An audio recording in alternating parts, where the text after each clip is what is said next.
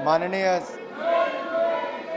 उपाध्यक्ष जी, मैं पहले तो माननीय सांसद महोदय ने जो भारत की बेटी मीराबाई चानू ने जो देश के लिए रजत पदक जीता है, उसके लिए सारे सदन की ओर से उनको बहुत बहुत बधाई और बहुत बहुत शुभकामनाएं देता हूं। ये भारत के लिए गर्व की बात है। उत्तर सुनिए प्लीज कि हमारे खेलों पर चर्चा हो रही है, ओलंपिक चल रहे हैं, माननीय मंत्री जी का उत्तर सुनिए प्लीज जी। पहले दिन पहला मेडल ये पहली बार हुआ है और वो देश की बेटी मीराबाई चानू ने करके दिखाया है और मुझे लगता है ये हमारे लिए गर्व की बात है। और आज भी सुबह से बहुत अच्छी परफॉर्मेंस वहाँ पर रही, आगे और मेडल जीतने की उम्मीद भी है।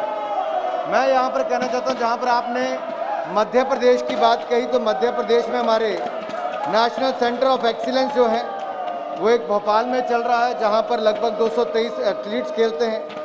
साई ट्रेनिंग सेंटर स्कीम के अंतर्गत जबलपुर, टीकमगढ़ और धार में लगभग 62 खिलाड़ी, उसमें रेजिडेंशियल में और नॉन रेजिडेंशियल में 30 खिलाड़ी खेल रहे हैं। एक्सटेंशन सेंटर जो एसटीसी का एक्सटेंशन सेंटर है, उसमें भी खंडवा में जो 20 खिलाड़ी हैं हमारे नॉन रेजिडेंशियल में हैं और गवर्नमेंट बॉयज़ स्कूल इंदौर में भी हमारे लगभग 39 लोग खेल रहे हैं। इसी तरह से खो खो के लिए जबलपुर में, तो वहीं पर जो अखाड़ा को अलग अलग अडॉप्ट किया गया है, उसमें भी 3 जिलों पर, उज्जैन में, इंदौर और उज्जैन में ही एक और, कुल मिलाकर 25 खिलाड़ी उसमें हैं। कुल मिलाकर 285 एथलीट मध्य प्रदेश में रेजिडेंशियल में और नॉन रेजिडेंशियल में 94 एथलीट्स वहाँ पर खेल रहे हैं।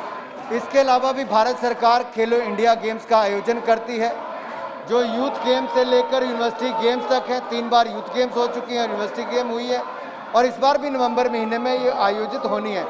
जहाँ तक इन्होंने अपने क्षेत्र की बात कही है, मैं ये कहना चाहता हूँ, खेल राज्य का विषय है, स्टेट सब्जेक्ट है, लेकिन फिर भी राज्य की ओर से अगर कोई इस तरह के प्रस्ताव आते हैं तो हम उस पर विचार कर समय समय पर निर्णय भी करते हैं।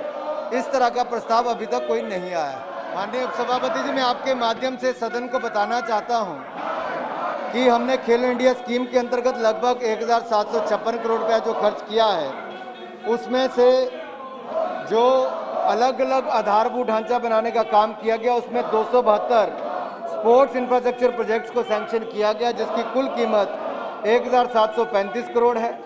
इसके अलावा जो लेफ्ट विंग एक्सट्रीमिज्म एरिया है, उसके लिए भी हमने कुल मिलाकर 13 राज्यों में इसको स्कीम को चलाया है। जम्मू कश्मीर से लेकर नॉर्थ ईस्ट के राज्य और बाकी राज्यों में भी कहां कहां प्ले फील्ड्स हो सकती हैं, उसके लिए भी पूरे देश भर में प्ले फील्ड्स की मैपिंग करके उसको जीआईएस से टैग करके, ताकि आप देख सकें कि आपको नज़दीक के किस क्षेत्र में खेलने जाना, वो भी किया है। और जैसा मैंने पहले कहा कि 3 खेलो इंडिया यूथ गेम्स करवाई, खेलो इंडिया यूनिवर्सिटी गेम्स भी हमने 2020 में करवाई हैं और इस साल भी 2 और होनी प्रस्तावित है। इसके अलावा 360 खेलो इंडिया के स्मॉल सेंटर्स खोले गए हैं और 24 खेलो इंडिया सेंटर ऑफ एक्सीलेंस भी 23 स्टेट्स में नोटिफाई किए गए हैं। जहां तक स्पेसिफिक माननीय सांसद जी के क्षेत्र की बात आती है, वहाँ के लिए मैं इतना ही कहना चाहता हूँ कि एक मांग के रूप में उन्होंने यहाँ पर रखा है, ये राज्य की सरकार के माध्यम से भिजवाएं, हम एक बार उसको कुल मिलाकर उस पर विचार करेंगे।